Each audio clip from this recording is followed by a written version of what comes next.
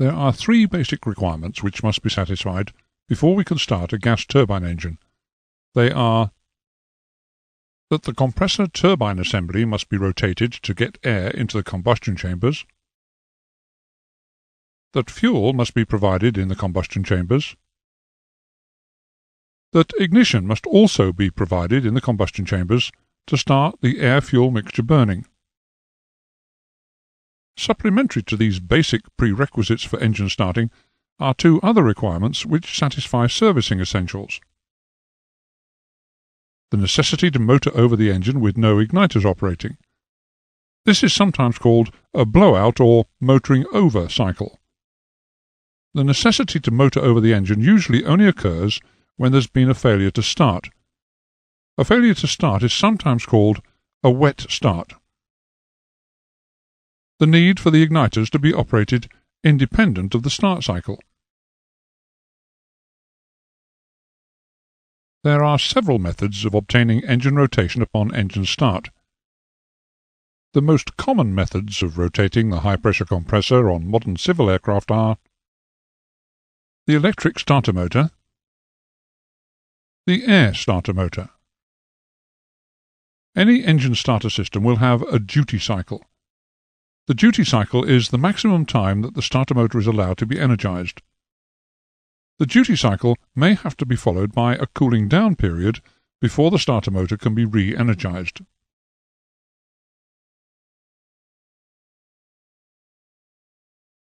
The electric starter motor was the original means of starting a gas turbine engine, and is still used in smaller executive jets and helicopters. However, it's fallen out of favour in larger and more modern engines because of its weight. This picture shows a Dart engine where the electric starter motor is fixed in front of the compressor casing. The electric starter motor can, however, be attached to the engine accessory gearbox. In the latter circumstance, the starter drives the compressor through the gearbox.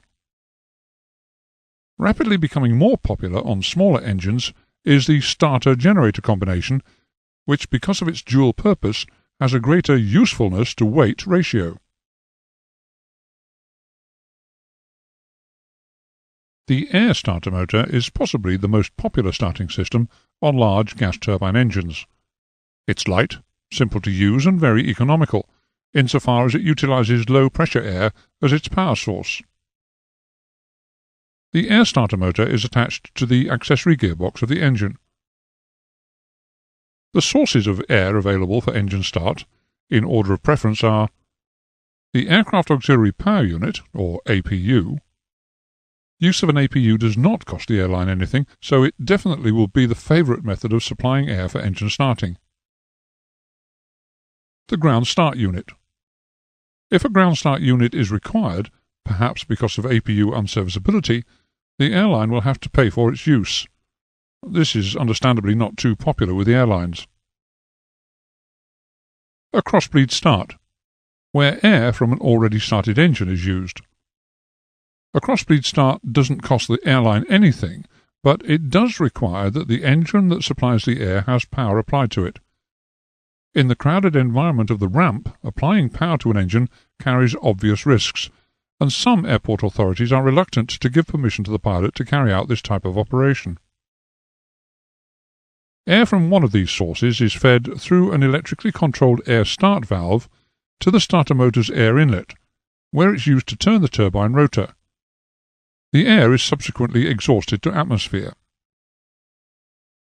The turbine rotor turns the reduction gear, which rotates the engine high-pressure compressor shaft through a ratchet clutch arrangement, which is designed to prevent the starter motor being driven by the engine after engine start.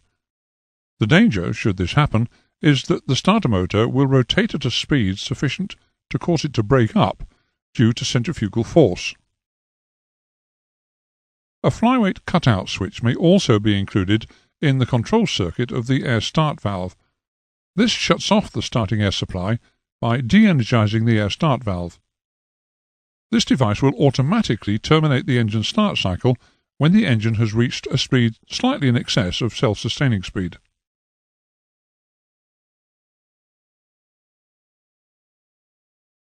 we'll explain the starting sequence of a generic twin-spool medium bypass gas turbine engine using two methods. Firstly, we'll go through the sequence using the engine controls to demonstrate the required actions, and the engine instruments and a generic air starting supply layout to illustrate the results of those actions. The second method will utilize a graphical representation of the relationship between RPM and EGT during a normal engine start sequence. This very simplified air start supply layout for a twin-engined aircraft shows each engine fitted with an air starter motor. When engine start is selected, each starter motor will be supplied with low-pressure, high-volume air from either the APU, the ground start unit, or another engine which is already running and capable of supplying air. On this particular start, we'll utilize the aircraft's APU to supply air. The aircraft's normal bleed air system ducting is utilized to pass the air to the starter motor.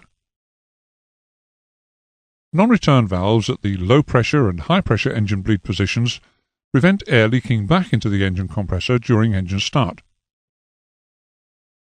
The engine instruments which require the most attention during the engine start sequence are the exhaust gas temperature gauge, EGT, and the high-pressure compressor rotational speed gauge, N2. These two parameters must be monitored closely to ascertain whether or not the start cycle is proceeding safely. Other instruments that should be monitored during the start are fuel flow, engine oil pressure, low-pressure compressor rotational speed, otherwise known as N1, system duct pressure, and the start valve open light. Normally the number 2 engine will be started first. For the first start of the day, right ignition is selected, and the number 2 engine start switch is selected to ground, which is the ground start position. The selection of ground opens the APU control valve and the number 2 engine air start valve. To indicate that air is getting to the starter motor, the start valve open light above the engine instruments illuminates.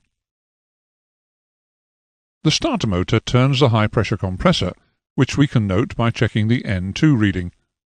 This is an appropriate time to start timing the starter motor duty cycle. As the N2 increases, the oil pumps will produce sufficient pressure to extinguish the low oil pressure caption.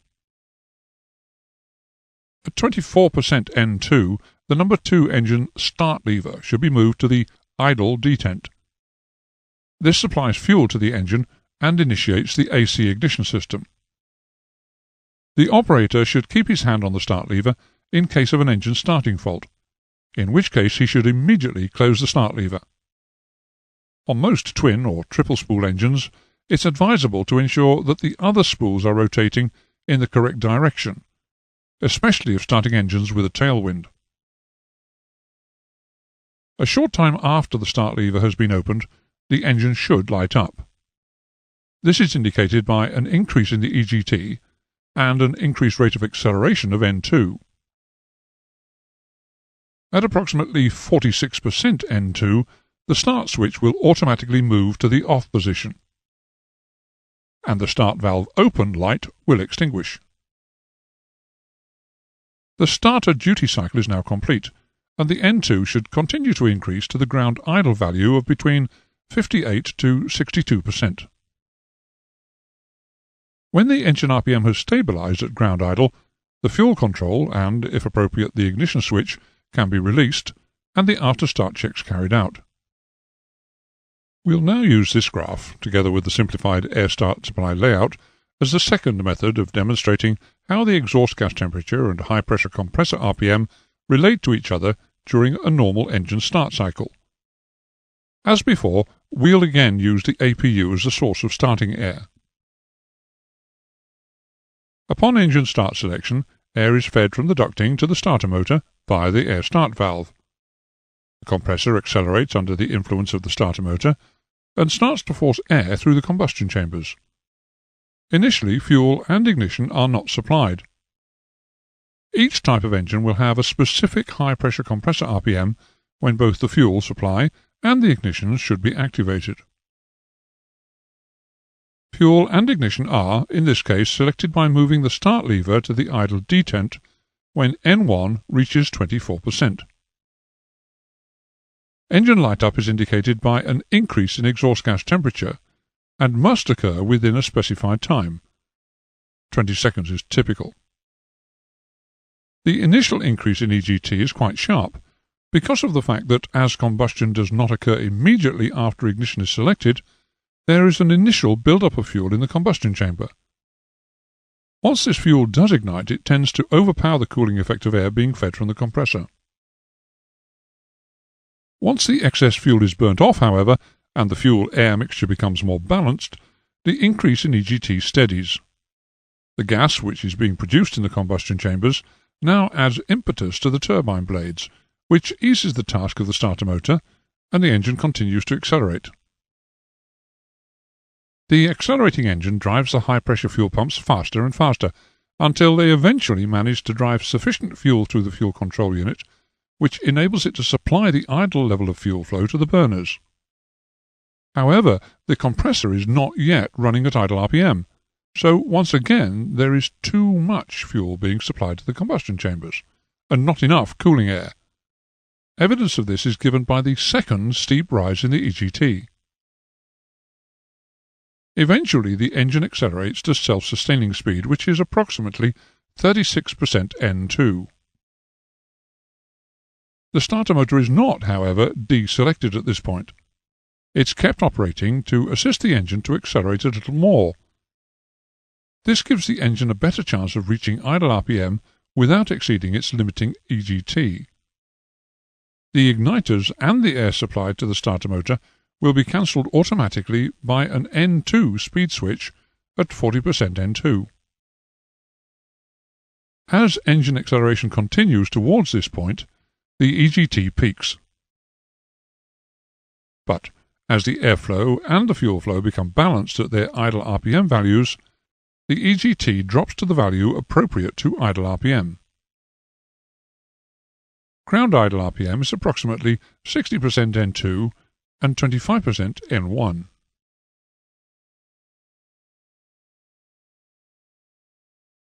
A motoring overcycle, sometimes called a blowout cycle, may be required if there has been an unsuccessful attempt to start, as appears to be the case here. Any fuel which remains in the engine after an unsuccessful attempt to start has to be evaporated, blown out, or allowed to drain away before another attempt can be made to start the engine. Carrying out a blowout cycle should prevent torching, which is a phenomenon caused by excess fuel, which remains in the engine, catching fire in a subsequent attempt to start. To achieve a blowout cycle, the starter motor is activated without the selection of either fuel or the ignition system. When it's used for a blowout cycle, a typical air turbine starter motor has a duty cycle of 2 minutes on, followed by a 5-minute cooling down period. Always check the manual to determine the exact duty cycle of the starter motor that your engine has fitted.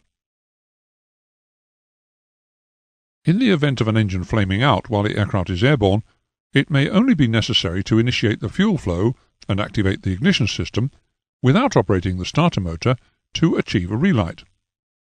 The starter motor should not be required to rotate the engine in these circumstances because the engine should already be windmilling.